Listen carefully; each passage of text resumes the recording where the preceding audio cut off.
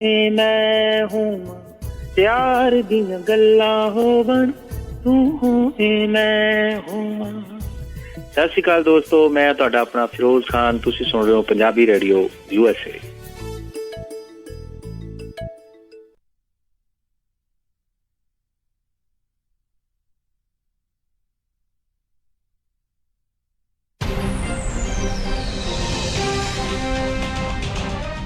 Punjabi radio USA ਸੁਣ ਰਹੇ ਸਾਰੇ ਹੀ ਮਾਣਯੋਗ ਅਤੇ ਸਤਿਕਾਰਤ ਸਰੋਤਿਆਂ ਨੂੰ ਬਹੁਤ ਹੀ ਪਿਆਰ ਸਤਿਕਾਰ ਸਾਹਿਬ ਦੋਨੋਂ ਜੋੜ ਕੇ ਨਿੱਘੀ ਜਿਹੀ ਸਤਿ ਸ੍ਰੀ ਅਕਾਲ ਸਭ ਨੂੰ ਜੀ ਇਹਨੂੰ ਆਖਦੇ ਹਾਂ। ਸੋ ਤੇ ਪ੍ਰੋਗਰਾਮ ਖਬਰ ਤੇ ਨਜ਼ਰ ਦੇ ਵਿੱਚ ਆਪ ਸਭ ਦਾ ਨਿੱਘਾ ਸਵਾਗਤ ਹੈ। ਮੇਰੇ ਨਾਲ ਅੱਜ ਦੇ ਮੰਗਲਵਾਰ ਦੇ ਖਬਰ ਤੇ ਨਜ਼ਰ ਪ੍ਰੋਗਰਾਮ ਦੇ ਵਿੱਚ ਜੁੜ ਚੁੱਕੇ ਨੇ ਮਿੰਟੂ ਗੁਰੂਸਰੀਆ ਜੀ ਮਲੋਟ ਸਟੂਡੀਓਜ਼ ਤੋਂ। ਮਿੰਟੂ ਜੀ ਨਿੱਘੀ ਜੀ ਆਇਆਂ ਨੂੰ ਪਿਆਰ ਭਰੀ ਸਤਿ ਸ੍ਰੀ ਅਕਾਲ ਜੀ।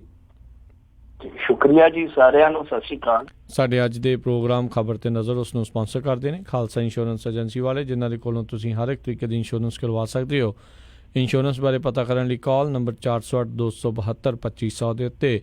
ਇਸ ਦੇ ਨਾਲ Krishan Tanota Yuba City, Jaspal Singh Sacramento, GN tyre and lube ਵਾਲੇ, ਜਿਨ੍ਹਾਂ ਕੋਲ ਤੁਸੀਂ truck wash, oil change, air brake ਦਾ ਕੰਮ ਕਰਵਾ ਸਕਦੇ ਹੋ। ਨਵੇਂ ਪੁਰਾਣੇ ਟਾਇਰ ਵਾਜਿਬ ਕੀਮਤਾਂ 'ਤੇ ਖਰੀਦ ਸਕਦੇ ਹੋ। ਸੈਂਟਾਨੈਲਾ ਅਤੇ ਮਡੇਰਾ 'ਚ ਲੋਕੇਸ਼ਨਸ ਨੇ। ਹੋਰ ਜਾਣਕਾਰੀ ਲਈ ਕਾਲ ਨਿਮਾ ਸਹੋਤਾ 209 277 0113। ਇਸ ਦੇ ਨਾਲ ਸ਼ਿਕਾਗੋ ਪੀਜ਼ਾ ਵਿਦ ਟਵਿਸਟ, ਜਿਨ੍ਹਾਂ ਤੋਂ ਹਰ ਤਰ੍ਹਾਂ ਦਾ veg, non veg, Indian style pizza order ਕਰ ਸਕਦੇ ਹੋ। ਪੀਜ਼ਾ ਆਰਡਰ ਕਰਨ ਦੇ ਲਈ ਲੋਕੇਸ਼ਨ ਦੀ ਜਾਣਕਾਰੀ ਦੇ ਲਈ ਜਿਹੜੀ ਵੈਬਸਾਈਟ ਵਿਜ਼ਿਟ ਕਰੋ chicagopizzatwist.com। 15% ਡਿਸਕਾਊਂਟ ਦੇ ਲਈ ਕੂਪਨ ਕੋਡ 1313 ਇਸਤੇਮਾਲ ਕਰ ਸਕਦੇ ਹੋ। ਅਤੇ West Coast Truck Driving School Fresno ਵਾਲੇ, ਜਿਹੜਾ ਕਿ ਤੁਹਾਨੂੰ ਟਰੱਕ ਦਾ ਲਾਇਸੈਂਸ ਬਹੁਤ ਹੀ ਵਧੀਆ ਤਰੀਕੇ ਦੇ ਨਾਲ ਚੰਗੀ ਸਿਖਲਾਈ ਦੇ ਕੇ ਸਿਖਾਉਂਦੇ ਨੇ ਬਹੁਤ ਹੀ ਘੱਟ ਸਮੇਂ ਦੇ ਵਿੱਚ। ਟਰੱਕ ਦਾ ਲਾਇਸੈਂਸ ਲੈਣ ਦੇ ਲਈ ਕਾਲ ਅਜੀਤ ਅਟਵਾਲ 559 374 4541 ਜਾਂ ਫਰਾਂਸਿਸਕੋ ਰਵੇਰਾ 559 800 0590। ਅਸੀਂ ਇਹਨਾਂ ਸਾਰਿਆਂ ਦਾ ਬਹੁਤ ਬਹੁਤ ਧੰਨਵਾਦ ਕਰਦੇ ਹਾਂ। ਜੇਕਰ ਤੁਸੀਂ ਜਾਂ ਕੋਈ ਹੋਰ ਕਾਰੋਬਾਰ ਇਸ ਪ੍ਰੋਗਰਾਮ ਨੂੰ ਸਪਾਂਸਰ ਕਰਨਾ ਚਾਹੁੰਦੇ ਹੋ, ਸੰਪਰਕ ਕਰ ਸਕਦੇ ਹੋ ਨੰਬਰ 408 722 7698 ਦੇ ਉੱਤੇ। ਅਤੇ ਗੱਲਬਾਤ ਦਾ ਸਿਲਸਿਲਾ ਮਿੰਟੂ ਜੀ ਸ਼ੁਰੂ ਕਰਦੇ ਹਾਂ। ਕਹਿੰਦੇ ਗਾਂਧੀ ਜਯੰਤੀ ਮੌਕੇ ਪੁਲਿਸ ਵੱਲੋਂ ਕਿਸਾਨਾਂ 'ਤੇ ਤਸ਼ੱਦਦ।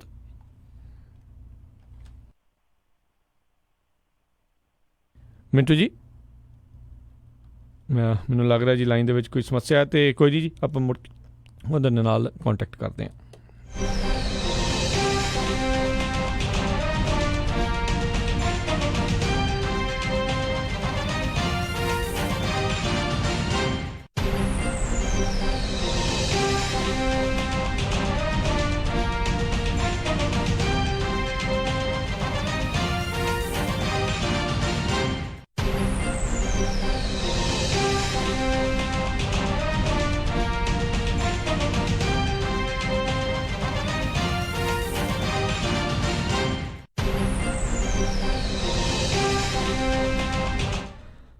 ਮਿੰਟੂ ਜੀ ਆਵਾਜ਼ ਆ ਰਹੀ ਹੈ ਜੀ ਹੁਣ?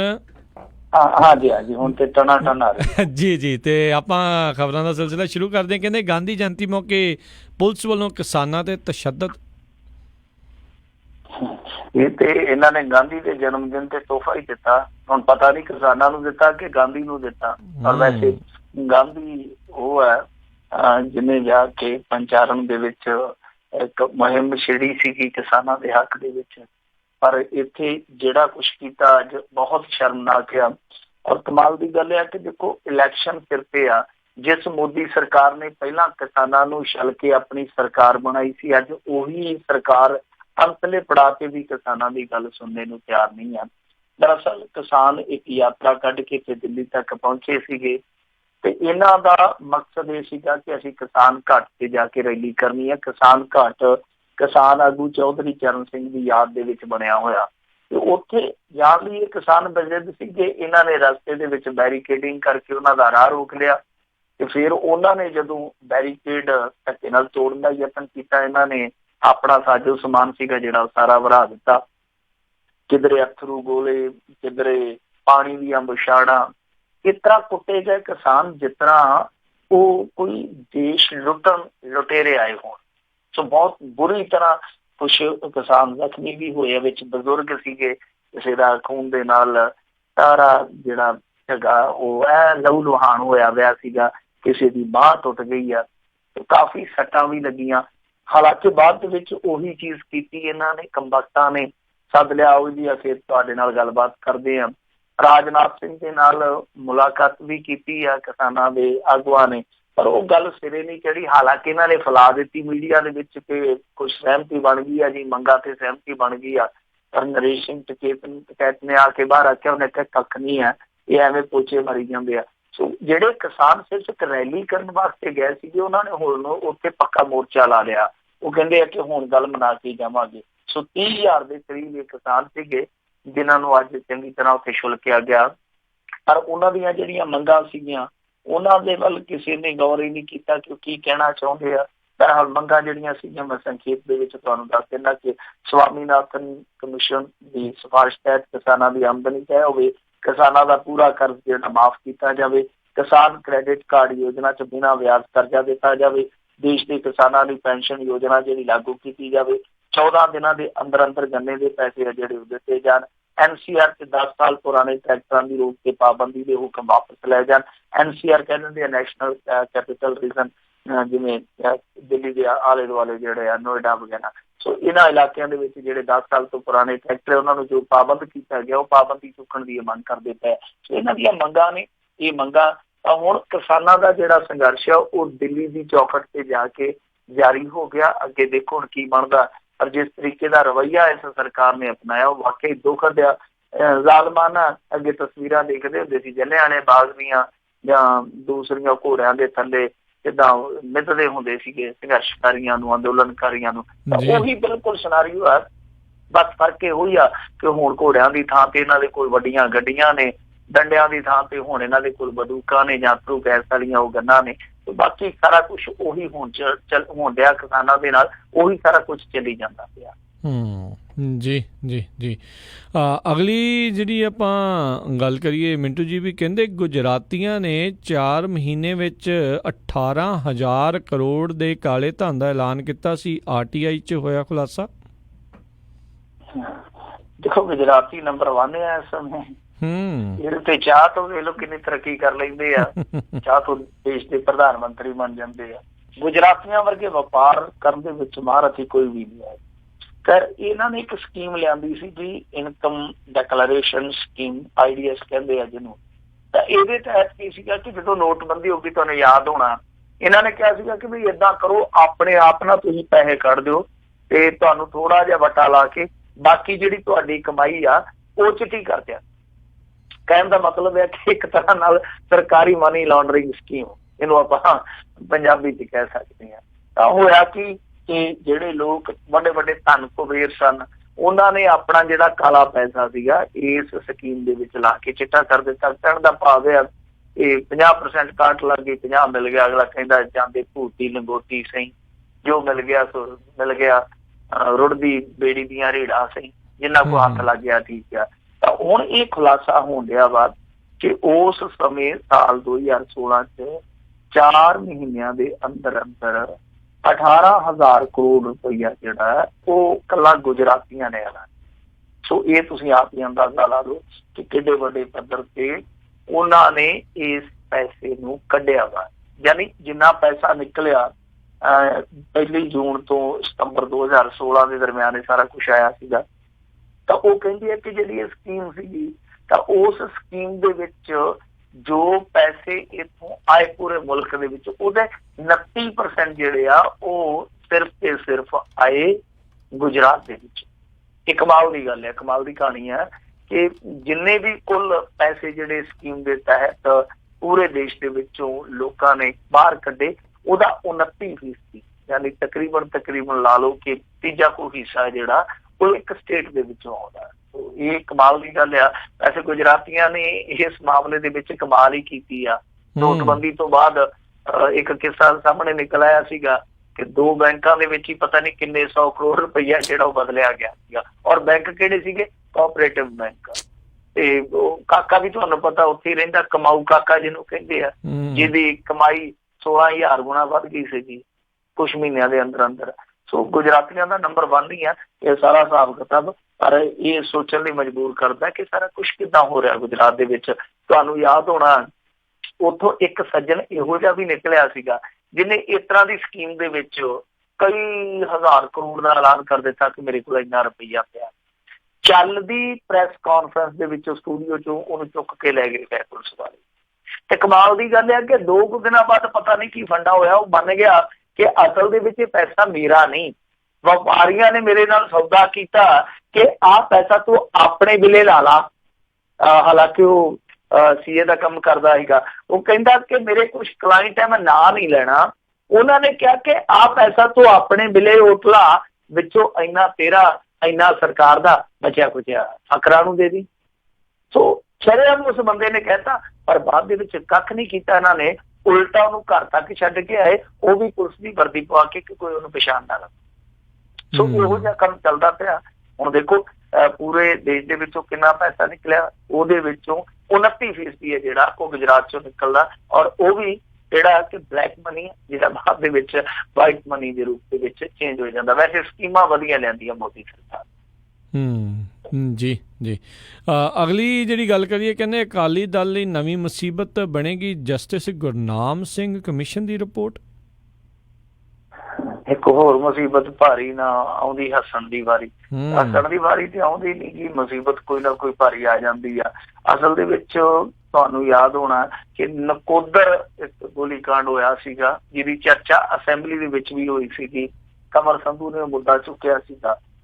ਇਹਦੇ ਵਿੱਚ ਕੀ ਸੀ, ਇਹ ਸਿਮਲਰ ਇਸ ਤਰ੍ਹਾਂ ਦੇ ਹਾਲਾਤ ਸੀਗੇ ਜਿਸ ਤਰ੍ਹਾਂ ਦੇ ਬਰਗਾੜੀ ਜਾਂ ਬਹਿਬਲ ਦੇ ਵਿੱਚ ਬਣੇ, ਕਿ ਉੱਥੇ ਵੀ ਗੁਰੂ ਸਾਹਿਬ ਦੀ ਬੇਅਦਬੀ ਹੋਈ। ਤਾਂ ਉਸ ਬੇਅਦਬੀ ਦੇ ਰੋਸ ਦੇ ਵਿੱਚ ਜਦੋਂ ਇੱਕ ਰੋਸ ਮਾਰਚ ਕੀਤਾ ਜਾ ਰਿਹਾ ਸੀਗਾ, ਤਾਂ ਬਿਨਾਂ ਕਿਸੇ ਚੇਤਾਵਨੀ ਦੇ ਫਾਇਰਿੰਗ ਕਰ ਦਿੱਤੀ ਗਈ। 4 ਮੁੰਡੇ ਜਿਹੜੇ ਮਾਰੇ ਗਏ, ਇੱਕ ਤੇ ਮੌਕੇ ਤੇ ਮਾਰਿਆ ਗਿਆ ਸੀਗਾ, 3 ਨੂੰ ਲੱਭ ਕੇ ਨੇੜੇ ਜਾ ਕੇ ਗੋਲੀਆਂ ਮਾਰੀਆਂ ਸੀਗਾ। ਤਾਂ ਉਹ ਜਾਂਚ ਪੜਤਾਲ ਜਿਹੜੀ ਕੀਤੀ ਸੀਗੀ, ਉਹ ਕੀਤੀ ਸੀਗੀ ਜਸਟਿਸ ਗੁਰਨਾਮ ਸਿੰਘ ਕਮਿਸ਼ਨ ਨੇ। ਤਾਂ ਉਸ ਤੋਂ ਬਾਅਦ ਇਹਦੇ ਤੇ ਕਾਰਵਾਈ ਦੀ ਸਿਫਾਰਿਸ਼ ਵੀ ਕਰ ਦਿੱਤੀ। ਜਿਹੜਾ ਉਸ ਸਮੇਂ ਦਾ ਲਾ ਅਫਸਰ ਸੀਗਾ, ਇਹਨਾਂ ਦਾ ਕਾਨੂੰਨੀ ਅਫਸਰ ਸੀਗਾ, ਉਹਨੇ ਕਿਹਾ ਸੀਗਾ ਕਿ ਐਕਸ਼ਨ ਲੈ ਲੈਣਾ ਚਾਹੀਦਾ। ਪਰ ਹੋਇਆ ਕਿ ਉਸ ਤੋਂ ਬਾਅਦ ਇਹ ਜਿਹੜੀ ਕਮਿਸ਼ਨ ਦੀ ਰਿਪੋਰਟ ਸੀ, ਜਿਵੇਂ ਦੂਜੇ ਬਹੁਤ ਸਾਰੇ ਕਮਿਸ਼ਨਾਂ ਦੀਆਂ ਰਿਪੋਰਟਾਂ ਠੰਡੇ ਬਸਤੇ 'ਚ ਚਲੇ ਜਾਂਦੀਆਂ, ਇਹ ਵੀ ਰਿਪੋਰਟ ਇਹਨਾਂ ਨੇ ਠੰਡੇ ਬਸਤੇ 'ਚ ਘੱਲ ਦਿੱਤੀ। ਤਾਂ ਹੁਣ ਕਮਰ ਸੰਧੂ ਨੇ ਪੱਤਰ ਲਿਖਿਆ। ਕਮਰ ਸੰਧੂ ਕਹਿੰਦਾ ਕਿ ਜੇ ਇਸ ਕਮਿਸ਼ਨ ਦੀ ਰਿਪੋਰਟ ਅਸੈਂਬਲੀ ਦੇ ਟੇਬਲ ਤੇ ਆ ਸਕਦੀ ਹੈ ਤੇ ਇਹਨੂੰ ਕੀ ਹੋਇਆ, ਇਹਨੂੰ ਵੀ ਲੈ ਕੇ ਆਓ। ਹੁਣ ਇਹਦੇ ਵਿੱਚ ਪੰਗਾ ਕੀ ਆ, ਅਕਾਲੀ ਦਲ ਦੀ ਜਿਹੜੀ ਮੁਸੀਬਤ ਆ ਉਹ ਇਹੋ ਹੀ ਆ ਕਿ ਉਸ ਸਮੇਂ ਜਿਹੜਾ SSP ਸੀਗਾ ਉਹ ਸੀਗਾ ਇਜ਼ਹਾਰ ਆਲਮ, ਤੇ ਉਸ ਸਮੇਂ ਜਿਹੜਾ DC ਸੀਗਾ ਉਹ ਸੀ ਦਰਬਾਰਾ ਸਿੰਘ ਗੁਰੂ। ਇਜ਼ਹਾਰ ਆਲਮ ਉਹ ਸੀਗਾ ਜਿਹਦੀ ਆਲਮ ਸੈਨਾ ਨੂੰ ਇਹ ਕਹਿ ਕੇ ਭੰਡਦੇ ਸੀਗੇ, ਇਹ ਕਹਿ ਕੇ ਛਣਦੇ ਸੀਗੇ ਕਿ ਇਹ ਜਵਾਨੀ ਦਾ ਘਾਣ ਕਰਦੀ ਹੈ ਸਾਡੀ ਦਾ ਸਿੱਖਾਂ ਦਾ। ਤੇ ਮੁੜ ਕੇ ਉਸੇ ਹੀ ਇਜ਼ਹਾਰ ਆਲਮ ਨੂੰ ਇਹ ਬਾਤ ਪਾਰਟੀ ਚ ਲੈ ਆਏ ਸੀ। ਇਹ ਗੱਲ ਵੱਖਰੀ ਹੈ ਕਿ ਟਿਕਟ ਤੋਂ ਮੁੜ ਕੇ ਉਹ ਫਿਰ ਰੁੱਸ ਰੱਸ ਕੇ ਬਹਿ ਗਿਆ ਘਰ ਦੇ ਵਿੱਚ।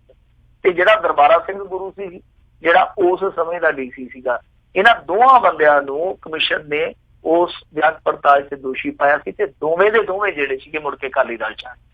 ਤਾਂ ਹੁਣ ਕਮਰ ਸੰਧੂ ਇਸ ਰਿਪੋਰਟ ਦੇ ਪਿੱਛੇ ਪਿਆ ਵਾ। ਉਹ ਕਹਿੰਦਾ ਕਿ ਜਦੋਂ ਉਸ ਸਮੇਂ ਦਾ ਜਿਹੜਾ ਕਾਨੂੰਨੀ ਅਫਸਰ ਸੀਗਾ ਇਸ ਸਰਕਾਰ ਦਾ, ਤਾਂ ਜਦੋਂ ਉਹਨੇ ਸਿਫਾਰਿਸ਼ ਕਰ ਦਿੱਤੀ ਸੀਗੀ ਕਿ ਐਕਸ਼ਨ ਲੈਣਾ ਚਾਹੀਦਾ, ਫਿਰ ਇਹਦੀ ਐਕਸ਼ਨ ਟੇਕਨ ਰਿਪੋਰਟ ਜਿਹੜੀ ਆ ਉਹ ਆਉਣੀ ਚਾਹੀਦੀ ਹੈ, ਜਿੱਥੇ SIT ਬਿਠਾਓ ਤੇ ਦੋਸ਼ੀਆਂ ਨੂੰ ਫੜੋ। ਜਾਨੀ ਕਹਿਣ ਦਾ ਭਾਵ ਹੈ ਕਿ ਅਕਾਲੀਆਂ ਦਾ ਹਾਲ ਉਹ ਹੈ ਪਿਆ ਜਿਵੇਂ ਬੱਚੇ ਨਹੀਂ ਖੇਡਦੇ ਹੁੰਦੇ ਭੰਡਾ ਭੰਡਾਰੀ ਆ, ਕਿੰਨਾ ਕੁ ਭਾਰ, ਇੱਕ ਮੁੱਠੀ ਚੱਕ ਤੇ ਦੂਜੀ ਤਿਆਰ। ਜੀ ਜੀ ਜੀ। ਅਗਲੀ ਜਿਹੜੀ ਆਪਾਂ ਗੱਲ ਕਰਦੇ ਹਾਂ, ਕਹਿੰਦੇ ਵੀ ਚੰਡੀਗੜ੍ਹ ਤੇ ਫਿਰ ਭਖੀ ਸਿਆਸਤ ਅਕਾਲੀਆਂ ਦੇ ਵਿਰੋਧ ਮਗਰੋਂ ਨਵਜੋਤ ਸਿੱਧੂ ਨੇ ਲਿਖੀ ਕੇਂਦਰ ਨੂੰ ਚਿੱਠੀ। ਅਸੀਂ ਛੋਟੇ ਹੁੰਦੇ ਹਾਂ ਤੇ ਉਦੋਂ ਇੱਕ ਕੈਸਟ ਆਈ ਸੀ ਕਿ ਰੀਲਾਂ ਦਾ ਯੁੱਗ ਹੁੰਦਾ ਸੀ, ਅਸੀਂ ਕਿਹੜਾ ਚੰਡੀਗੜ੍ਹ ਮੰਗਿਆ।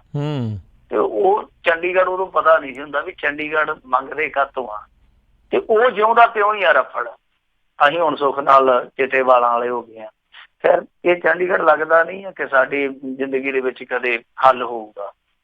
ਇਸ ਚੰਡੀਗੜ੍ਹ ਦਾ ਹੁਣ ਇੱਕ ਵਾਰੀ ਫੇਰ ਰਫੜ ਪਿਆ ਗਿਆ। ਰਫੜ ਕੀ ਆ, ਇਹਨੇ ਸਿਆਸਤ ਨੂੰ ਪੂਰਾ ਤੱਪੜੋ ਤੱਪੜੀ ਕੀਤਾ ਹੋਇਆ। ਇਹਦੇ ਵਿੱਚ ਸਭ ਤੋਂ ਵੱਡੀ ਜਿਹੜੀ ਗੱਲ ਆ ਉਹ ਇਹ ਆ ਕਿ ਕੇਂਦਰ ਨੇ ਇੱਕ ਨੋਟੀਫਿਕੇਸ਼ਨ ਜਾਰੀ ਕੀਤਾ। ਇਹਨਾਂ ਨੇ ਵੈਸੇ ਤੇ ਨੋਟੀਫਿਕੇਸ਼ਨ ਜਾਰੀ ਕੀਤਾ ਕਿ ਜਿਹੜੇ DSPs ਲਾਉਣੇ ਆ ਉਹ ਕੇਂਦਰੀ ਪੂਲ ਦੇ ਵਿੱਚੋਂ ਲਾਉਣੇ ਆ, ਕੇਂਦਰੀ ਕਾਡਰ ਪੂਲ ਜਿਹੜਾ ਬਣਾਉਣਗੇ। ਕਿਉਂਕਿ ਦੇਖੋ ਇਹਦੇ ਵਿੱਚ ਹੁਣ ਸਮੱਸਿਆ ਕੀ ਆ ਕਿ ਪੰਜਾਬ ਤੇ ਹਰਿਆਣੇ ਦਾ ਤੁਹਾਨੂੰ ਪਤਾ ਹੈ ਕਿ ਅਨੁਪਾਤ ਹੈ ਨਿਯੁਕਤੀਆਂ ਦਾ 60-40 ਦਾ 40 ਰੇਸ਼ੋ ਹੈ ਜਿਹੜੀ ਉਹ ਰਹਿੰਦੀ ਆ ਕੁਛ ਸੰਸਥਾਨਾਂ ਨੂੰ ਛੱਡ ਕੇ। ਤਾਂ ਹੁਣ ਇਹ ਕੀ ਕਰਦੇ ਪਏ ਆ ਕਿ ਜਿਸ ਤਰ੍ਹਾਂ ਦੂਸਰੀਆਂ ਯੂਟੀਜ਼ ਨੇ, ਦੂਸਰੀਆਂ ਯੂਟੀਆਂ ਜਿੰਨੀਆਂ ਵੀ, ਉਹਨਾਂ ਦੇ ਵਿੱਚ ਜਿਸ ਤਰ੍ਹਾਂ ਨਿਯੁਕਤੀਆਂ ਕਰਦੇ ਆ ਉਹੀ ਫੰਡਾ ਇਹਦੇ ਤੇ ਲਾਗੂ ਕਰ ਰਹੇ ਚੰਡੀਗੜ੍ਹ ਤੇ। ਜਦ ਕਿ ਇਤਰਾਜ਼ ਜਤਾਇਆ ਜਾ ਰਿਹਾ ਪੰਜਾਬੀ ਸਿਆਸਤ ਵੱਲੋਂ ਕਿ ਜਿਹੜਾ ਪੁਨਰਗਠਨ ਐਕਟ ਆ ਉਹਦੇ ਵਿੱਚ ਵੀ ਇਹੋ ਪ੍ਰਬੰਧ ਆ। ਉਸ ਤੋਂ ਬਾਅਦ ਜਿਹੜਾ ਰਾਜੀਵ ਲੌਂਗੋਵਾਲ ਸਮਝੌਤਾ ਹੋਇਆ ਉਹਦੇ 'ਚ ਵੀ ਇਹ ਵਾਅਦਾ ਕੀਤਾ ਗਿਆ ਸੀਗਾ। ਫਿਰ ਇੱਕ ਹੋਰ ਰਿਪੋਰਟ ਆਈ ਕਮਿਸ਼ਨ ਦੀ, ਇੱਕ ਗਵਰਨਰ ਦੀ, ਜਿਹਦੇ ਵਿੱਚ ਇਸ ਗੱਲ ਤੇ ਮੋਹਰ ਲੱਗੀ ਕਿ ਜਦੋਂ ਤੱਕ ਹਰਿਆਣੇ ਲਈ ਵੱਖਰੀ ਰਾਜਧਾਨੀ ਦੀ ਵਿਵਸਥਾ ਨਹੀਂ ਹੁੰਦੀ 60-40 ਦਾ ਅਨੁਪਾਤ ਜਿਉਂਦਾ ਤਿਉਂ ਬਣਿਆ ਰਹੂਗਾ। ਤਾਂ ਜਦੋਂ ਇਹ ਸਾਰੀਆਂ ਚੀਜ਼ਾਂ ਹੋ ਚੁੱਕੀਆਂ ਆਲਰੇਡੀ, ਤਾਂ ਫਿਰ ਇਹ ਨਵੇਂ ਨੋਟੀਫਿਕੇਸ਼ਨ ਦੀ ਜ਼ਰੂਰਤ ਕਿਉਂ ਪਈ? ਹਾਲਾਂਕਿ 2012 ਦੇ ਵਿੱਚ ਵੀ ਇਸ ਤਰ੍ਹਾਂ ਦੀ ਇੱਕ ਮੰਗ ਉੱਠੀ ਸੀਗੀ, ਕੇਂਦਰ ਸਰਕਾਰ ਨੇ ਕੁਝ ਪਹਿਲ ਕਦਮੀ ਵੀ ਕੀਤੀ ਸੀਗੀ, ਪਰ ਜਦੋਂ ਮੁਖਾਲਫਤ ਹੋਈ ਤਾਂ ਉਹਨਾਂ ਨੇ ਪੈਰ ਪਿੱਛੇ ਖਿੱਚ ਲਏ। ਪਰ ਇਹਨਾਂ ਨੇ ਤਾਂ ਨੋਟੀਫਿਕੇਸ਼ਨ ਜਾਰੀ ਕਰਕੇ ਸਿੱਧੇ ਤੌਰ ਤੇ ਪੰਜਾਬ ਦਾ ਜਿਹੜਾ ਦਾਅਵਾ ਉਹ ਬਿਲਕੁਲ ਖਤਮ ਕਰਨ ਦਾ ਯਤਨ ਕੀਤਾ। ਹਾਲਾਂਕਿ ਭਾਰਤੀ ਜਨਤਾ ਪਾਰਟੀ ਜਿਹੜੀ ਇੱਥੋਂ ਦੀ ਇਹਨਾਂ ਦੀ ਸਥਾਨਕ ਇਕਾਈ ਆ, ਉਹ ਇਸ ਕੁਵਤ ਦਾ, ਇਸ ਕਵਾਇਦ ਦਾ ਵਿਰੋਧ ਕਰਦੀ ਆ। ਪਰ ਕਮਾਲ ਦੀ ਗੱਲ ਹੈ ਕਿ ਉਹ ਜਿਹੜੀ ਬੀਬਾ ਹਰਸਿਮਰਤ ਕੌਰ ਬਾਦਲ ਟੁੱਟ ਕੇ ਪੈਂਦੀ ਸੀ ਥੋੜੇ ਦਿਨ ਪਹਿਲਾਂ ਤੱਕ ਨਵਜੋਤ ਸਿੱਧੂ ਨੂੰ ਕਰਤਾਰਪੁਰ ਲਾਂਘੇ ਵਾਲੇ ਮਸਲੇ ਤੇ, ਉਹ ਹੁਣ ਨਹੀਂ ਬੋਲਦੀ ਪਈ। ਅਕਾਲੀਆਂ ਦੀ ਇਹ ਸਿਫਤ ਕਰਨੀ ਚਾਹੀਦੀ ਆ ਕਿ ਇਸ ਮੁੱਦੇ ਤੇ ਸਭ ਤੋਂ ਪਹਿਲਾਂ ਉਹਨਾਂ ਨੇ ਵਿਰੋਧ ਜਤਾਇਆ। ਪਰ ਉਹਨਾਂ ਨੇ ਨੋਟੀਫਿਕੇਸ਼ਨ 25 ਨੂੰ ਜਾਰੀ ਕੀਤਾ ਸੀਗਾ। ਇਹਨਾਂ ਨੇ ਰੌਲਾ ਜਿਹੜਾ ਥੋੜਾ ਪੱਟੜ ਕੇ ਪਾਇਆ, ਪਰ ਇਹਨਾਂ ਦੇ ਰੌਲੇ ਪਾਏ ਦਾ ਇਹ ਫਾਇਦਾ ਹੋਇਆ ਕਿ ਕੈਪਟਨ ਅਮਰਿੰਦਰ ਸਿੰਘ ਨੂੰ ਅੱਜ ਮਜਬੂਰ ਹੋ ਕੇ ਬੋਲਣਾ ਪਿਆ। ਉਹ ਕਹਿੰਦਾ ਕਿ ਮੈਂ ਤੁਰੰਤ ਹੁਣ ਪ੍ਰਧਾਨ ਮੰਤਰੀ ਨੂੰ ਜਾ ਕੇ ਮਿਲੂੰਗਾ। ਤਾਂ ਫਿਰ ਆਮ ਆਦਮੀ ਪਾਰਟੀ ਨੇ ਵੀ ਸਟੈਂਡ ਲੈ ਲਿਆ। ਯਾਨੀ ਕੁੱਲ ਮਿਲਾ ਕੇ ਤੁਸੀਂ ਦੇਖ ਲਓ ਕਿ ਸਾਰੀ ਰਾਜਨੀਤੀ ਹੈ ਜਿਹੜੀ ਪੰਜਾਬ ਦੀ, ਉਹ ਇੱਕ ਮੱਤ ਤੇ ਹੈ ਇਸ ਮੁੱਦੇ ਤੇ। ਪਰ ਰੌਲਾ ਇਹੋ ਹੀ ਆ ਕਿ ਕੇਂਦਰ ਨੇ ਜਿਹੜਾ ਇਹ ਇੱਕ ਚਲਾਕੀ ਭਰਿਆ ਕਦਮ ਚੁੱਕਿਆ, ਕਿ ਉਹ ਉਸ ਕਦਮ ਤੋਂ ਪਿੱਛੇ ਹਟੇਗੀ? ਕਿਉਂਕਿ ਹਰਿਆਣਾ ਤੇ ਬੋਲਦਾ ਨਹੀਂ ਪਿਆ, ਹਰਿਆਣਾ ਤੇ ਚੁੱਪ ਕਰਕੇ ਮੁੱਖ ਦਰਸ਼ਕ ਬਣ ਕੇ ਸਾਰਾ ਕੁਝ ਵੇਖਦਾ ਪਿਆ। ਉੱਥੇ ਤਾਂ ਭਾਰਤੀ ਜਨਤਾ ਪਾਰਟੀ ਦੀ ਸਰਕਾਰ ਆ। ਤਾਂ ਕੀ ਕੇਂਦਰ ਸਰਕਾਰ ਜਿਹੜੀ ਹੁਣ ਐਡਾ ਵੱਡਾ ਕਦਮ ਚੁੱਕ ਚੁੱਕੀ ਆ, ਜਿਹਦੇ ਵਿੱਚ ਪੰਜਾਬ ਦੇ ਦਾਅਵੇਦਾਰੀ ਨੂੰ ਬਿਲਕੁਲ ਖਤਮ ਕੀਤਾ ਜਾ ਰਿਹਾ, ਕੀ ਉਹ ਪਿੱਛੇ ਹਟੇਗੀ?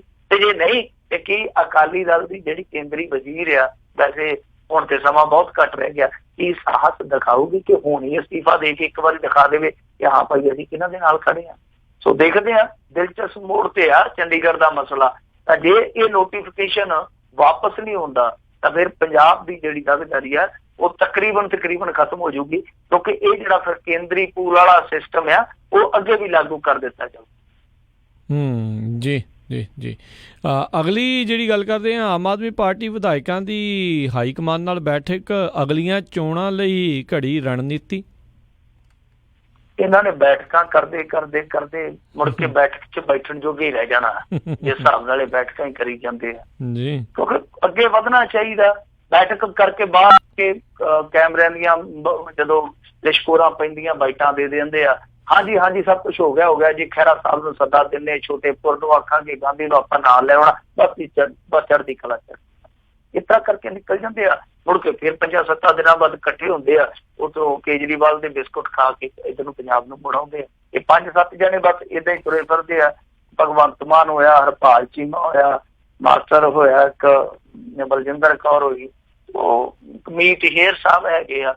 ਸੋ ਇਹ ਸਾਰੇ ਇਸ ਤਰ੍ਹਾਂ ਗੇੜਾ ਖੇਡੀ ਜਾਂਦੇ ਆ, ਕੁਛ ਨਿਕਲਦਾ ਨਹੀਂ ਹੈ। ਅੱਜ ਵੀ ਇਹਨਾਂ ਨੇ ਵੈਸੇ ਮੀਟਿੰਗ ਕੀਤੀ ਹੈ, ਕਹਿੰਦੇ ਆ ਕਿ ਅਸੀਂ ਜਿਹੜਾ ਆਗਾਮੀ ਇਲੈਕਸ਼ਨ ਹੈ ਉਹਦੀ ਤਿਆਰੀ ਕਰਨੀ ਸੀਗੀ, ਤੇ ਨਾਲ ਪੱਤੇ ਖੋਲੇ ਆ, ਕਹਿੰਦੇ ਆ ਕਿ ਸਾਰਾ ਫੈਸਲਾ ਕਰ ਲਿਆ ਗਿਆ ਕਿ ਸੁਖਪਾਲ ਖਹਿਰੇ ਹੋਰਾਂ ਲਈ ਗੱਲਬਾਤ ਦੇ ਦਰਵਾਜ਼ੇ ਖੁੱਲੇ ਰਹਿਣਗੇ। ਹਾਲਾਂਕਿ ਸੁਖਪਾਲ ਖਹਿਰੇ ਹੋਰਾਂ ਨੂੰ ਇਹਨਾਂ ਨੇ ਅੱਜ ਸੱਦਾ ਨਹੀਂ ਦਿੱਤਾ ਮਜੀਠਾ। ਹੁਣ ਇੱਕ ਪਾਸੇ ਕਹਿੰਦੇ ਆ ਕਿ ਗੱਲਬਾਤ ਲਈ ਦਰਵਾਜ਼ੇ ਖੁੱਲੇ ਆ, ਦਰ ਖੁੱਲੇ ਆ, ਦੂਸਰੇ ਪਾਸੇ ਬੁਲਾਵਾ ਵੀ ਨਹੀਂ ਆ ਤੇ ਸਿੱਧਾ ਤੁਸੀਂ ਆ ਕੇ ਬੈਠਕ ਦੇ ਵਿੱਚ ਆਪਣੀ ਗੱਲ ਰੱਖੋ ਤਾਂ ਕਿ ਆਪਾਂ ਇਸ ਮਸਲੇ ਦਾ ਕੋਈ ਹੱਲ ਕਰੀਏ।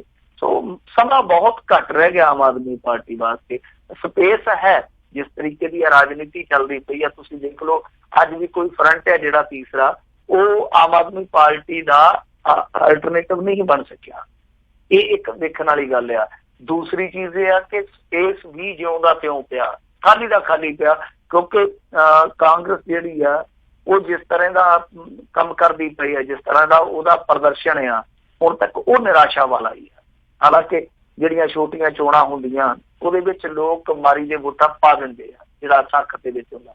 ਪਰ ਜੇ ਆਪਾਂ ਦੇਖੀਏ ਕਿ ਕਾਂਗਰਸ ਦਾ ਹਾਲ ਜਿਹੜਾ ਉਹ ਲੋਕਾਂ ਦੇ ਮਨਾਂ ਦੇ ਵਿੱਚ ਪਹਿਲਾਂ ਵਾਲਾ ਨਹੀਂ ਹੈ। ਦੂਸਰੇ ਪਾਸੇ ਅਕਾਲੀ ਆ ਜਿਹੜੇ, ਉਹ ਤੇ ਆਪਣੀ ਹੋਂਦ ਦੀ ਲੜਾਈ ਤੇ ਆ ਗਏ ਆ, ਹੋਂਦ ਬਚਾ ਕੇ ਅਸੀਂ ਇੱਥੇ ਸਰਵਾਈਵ ਕਰ ਲਈਏ। ਤਾਂ ਤੀਸਰੇ ਪੱਖ ਤੋਂ ਜੇ ਦੇਖੀਏ ਭਾਜਪਾ ਉਹ ਬਿਲਕੁਲ ਨਿਲ ਹੋਈ ਪਈ ਹੈ, ਨਖਿੱਧ ਹੋਈ ਪਈ ਹੈ। ਤਾਂ ਇੱਥੇ ਹਾਲੇ ਵੀ ਆਮ ਆਦਮੀ ਪਾਰਟੀ ਲਈ ਸਪੇਸ ਬਚਦਾ, ਪਰ ਇਸ ਸਪੇਸ ਦਾ ਫਾਇਦਾ ਇਹ ਤਾਂ ਚੁੱਕ ਸਕਦੇ ਆ ਕਿ ਜੇ ਤਾਂ ਇਹ ਸਾਰੇ ਇਕਮੁੱਠ ਹੋ ਕੇ ਐਲੀ ਕਰਕੇ ਪੈ ਨਿਕਲਣ ਤੇ ਲੋਕਾਂ ਲਈ ਥੱਲੇ ਜਾ ਕੇ ਕੰਮ ਕਰਨਾ ਸ਼ੁਰੂ ਕਰ ਦੇਣਾ। 2-4 ਮਹੀਨਿਆਂ 'ਚ ਹੱਲਾ ਬੋਲ ਦੇਣ, ਜਿਵੇਂ ਉਦੋਂ ਇਹਨਾਂ ਨੇ ਇਲੈਕਸ਼ਨ ਤੋਂ ਪਹਿਲਾਂ ਹੀ ਤਾਤਾ ਕਰਤੀ ਸੀ 1.5 ਸਾਲ। ਤੇ ਜੇ ਉਸ ਜੰਗੀ ਪੱਧਰ ਤੇ ਮੁਹਿੰਮ ਪਖਾ ਲੈਂਦੇ ਆ ਤੇ ਥੋੜਾ ਬਹੁਤ ਖੱਟ ਲੈਣਗੇ, ਨਹੀਂ ਤੇ ਜਿਹੜਾ ਆਹ ਹਾਲ ਆ, ਜਿਵੇਂ ਮੈਂ ਤੁਹਾਨੂੰ ਕਿਹਾ, ਬਸ ਫਿਰ ਬੈਠਕਾਂ ਕਰਨ ਜੋਗੇ ਰਹਿ ਜਾਣਗੇ। ਜਿਵੇਂ ਆ ਕਾਮਰੇਡ ਤੁਹਾਨੂੰ ਪਤਾ ਹੀ, ਉਹ ਇੱਕ ਮੀਟਿੰਗ ਕਰ ਲੈਂਦੇ ਆ, ਪ੍ਰੈਸ ਨੋਟ ਲੱਗ ਜਾਂਦਾ, ਬਸ ਆਹ ਕਰਾਂਗੇ ਜੀ, ਆਹ ਕਰਾਂਗੇ, ਜਾਂ ਕਹਿ ਦਿੰਦੇ ਆ ਸਾਡੀ ਆਹ ਮੰਗ ਆ, ਬਸ ਇਹ ਸੁਰਖੀ ਲਵਾਉਣ ਜੋਗੇ ਰਹਿ ਜਾਣਗੇ ਮੁੜ। ਜੀ ਜੀ ਜੀ ਅਗਲੀ ਜਿਹੜੀ ਆਪਾਂ ਗੱਲ ਕਰਦੇ ਹਾਂ, ਨਵਜੋਤ ਸਿੱਧੂ ਵੱਲੋਂ ਸਰਕਾਰ ਦੀ ਆਲੋਚਨਾ ਤੋਂ ਕੈਪਟਨ ਦੇ ਮੰਤਰੀ ਔਖੇ। ਦੇਖੋ, ਨਵਜੋਤ ਸਿੱਧੂ ਵੀ ਨਾ ਦੋ ਆ ਨਾ, ਜਿਹੜੀ ਨਵਜੋਤ ਸਿੱਧੂ ਦੀ ਮੋਹਤਰਮਾ ਆ, ਉਹਦਾ ਨਵਜੋਤ ਸਿੱਧੂ ਬਿਲਕੁਲ। ਕਈ ਵਾਰ ਤੇ ਨਾਵਾਂ ਦੇ ਫੇਰ ਵਿੱਚ ਫਸ ਜਾਂਦਾ ਬੰਦਾ ਕਿ ਇਹ ਆਲੋਚਨਾ ਕਿਹਨੇ ਕੀਤੀ ਆ ਦੋਨਾਂ ਚੋਂ।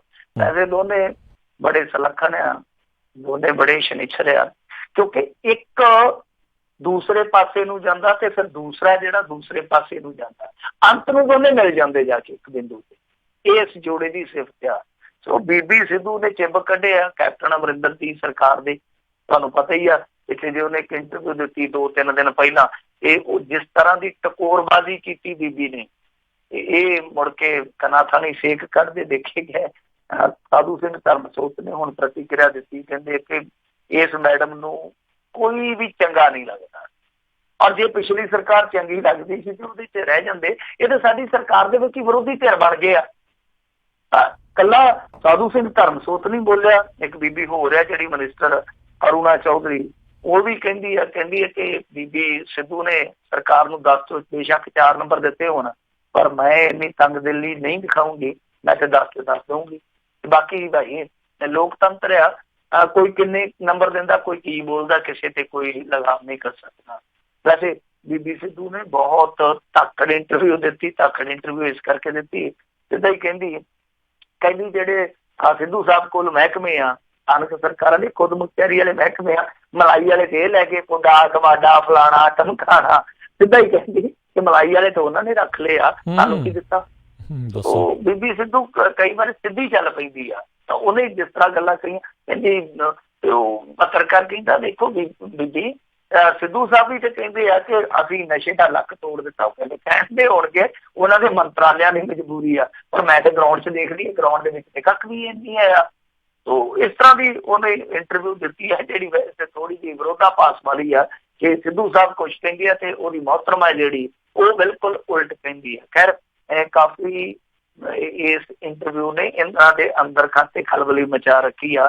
ਹੁਣ ਆਉਣ ਵਾਲੇ ਦਿਨਾਂ 'ਚ ਦੇਖੋ ਕੀ ਬਣਦਾ, ਕਿਉਂਕਿ ਦੇਖੋ ਨਵਜੋਤ ਸਿੱਧੂ ਨੂੰ ਕੱਲਿਆਂ ਪਾਇਆ ਜਾ ਰਿਹਾ, ਤਾਂ ਹੁਣ ਦੇਖੋ ਜੀਵਨ ਸਾਥੀ ਤੇ ਨਹੀਂ ਨਾ ਖੜਾ ਛੱਡ ਸਕਦਾ, ਜੀਵਨ ਸਾਥੀ ਡਿਫੈਂਡ ਕਰਨ ਆ ਗਿਆ।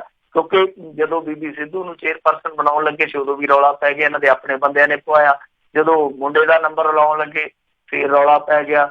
ਹੁਣ ਕੈਪਟਨ ਸਰਕਾਰ ਦੇ ਕਈ ਮੰਤਰੀ ਆ ਜਿਹੜੇ ਨਵਜੋਤ ਸਿੱਧੂ ਦੀ ਲਿਆਂਦੀ ਹਰੇਕ ਪਾਲਿਸੀ ਜਾਂ ਹਰੇਕ ਸੁਝਾਅ ਨੂੰ ਜਿਹੜੇ ਆ ਉਹ ਰੱਦ ਦਿੰਦੇ ਆ।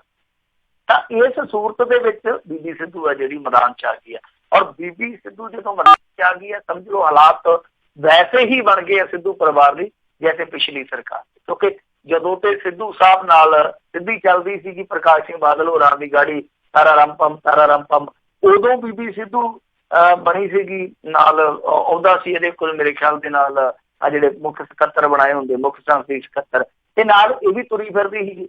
ਜਿਵੇਂ ਨਵਜੋਤ ਸਿੱਧੂ ਨੂੰ ਖੁੱਡੇ ਲੈਣ ਲਾਇਆ ਗਿਆ, ਫਿਰ ਬੀਬੀ ਸਿੱਧੂ ਨੂੰ ਸਾਰੀਆਂ ਕਮੀਆਂ ਪੇਸ਼ੀਆਂ ਜਿਹੜੀਆਂ ਉਹ ਬਾਦਲ ਦੀਆਂ ਵੀ ਦਿਸਣ ਲੱਗ ਪਈਆਂ ਤੇ ਬਾਦਲ ਦੀ ਸਰਕਾਰ ਦੀਆਂ ਵੀ ਦਿਸਣ।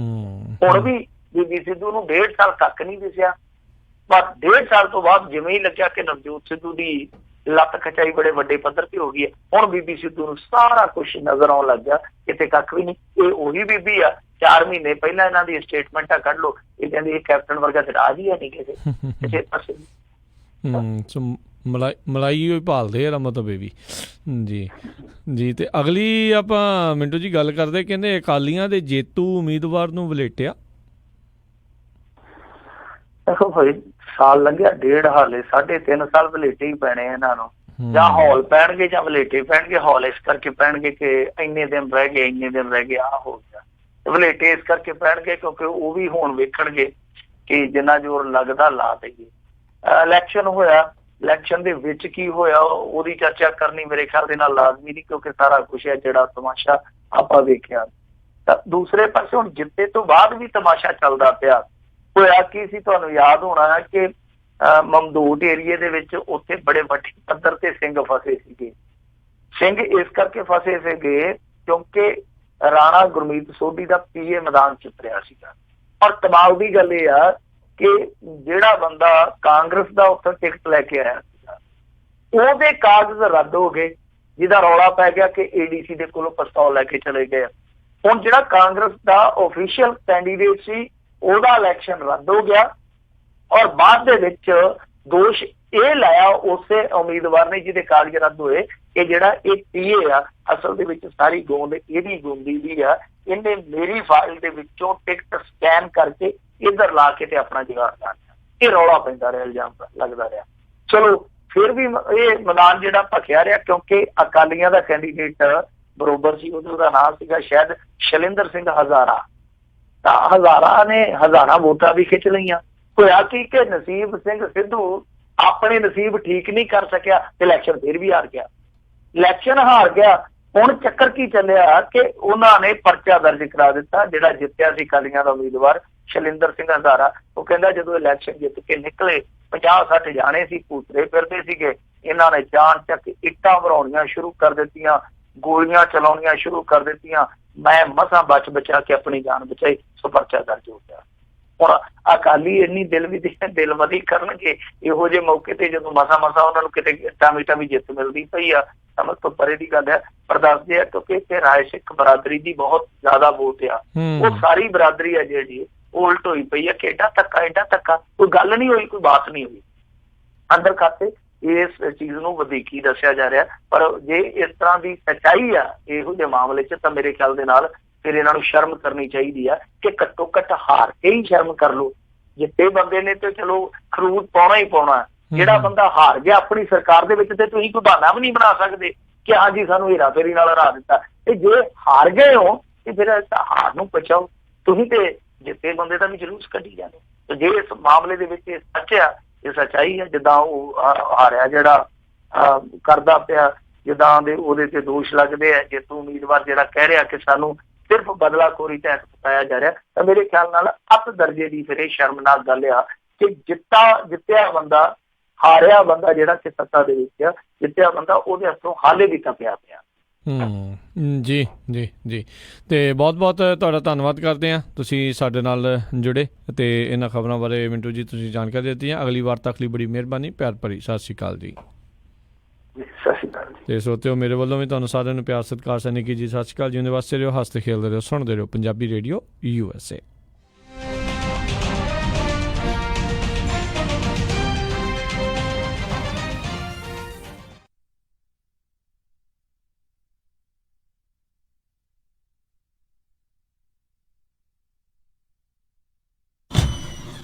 ਉਹ ਕਿੱਥੇ ਰਹਿ ਗਏ ਸੀ ਤੁਸੀਂ? ਮੈਂ ਕਾਦਾ ਉਡੀਕੀ ਜਾਣਾ ਤੁਹਾਨੂੰ।